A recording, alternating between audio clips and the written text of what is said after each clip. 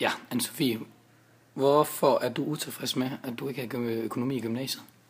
Det er fordi, at jeg nu, efter jeg er flyttet hjemmefra og sådan noget, pludselig oplever, at jeg ikke har overhovedet styr på noget, og så er det bare, det kunne bare være en rigtig stor hjælp, hvis jeg havde fået lidt introduktion til det sådan tidligere. Okay. Hvordan mærker du sådan helt konkret sådan i hverdagen, at du har manglet faget? Altså, både med regninger og sådan noget, der er meget tit helt på bar bund. Altså, jeg ved simpelthen ikke, hvad det betyder. Jeg har også prøvet at få et skattesmæk på 6.000 kroner, og det er bare rigtig mange penge, som man ikke er forberedt på. Og det er simpelthen fordi, at jeg ikke ved, hvordan jeg skulle have gjort det anderledes, ikke?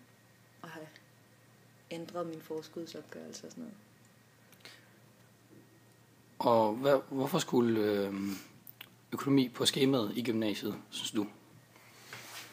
Jamen, det er fordi, at det er et stort problem, hvis unge ikke ved, hvad det vil sige, synes jeg. Eller har styr på økonomi. Det vil være en stor hjælp, tror jeg, hvis flere blev klædt på til at kunne klare sig og sådan noget, når man flytter hjemmefra på det område. Og hvilke fag synes du så, at økonomi skulle erstatte, hvis det var? Altså, hvad ser du som mindre vigtigt i forhold til økonomi?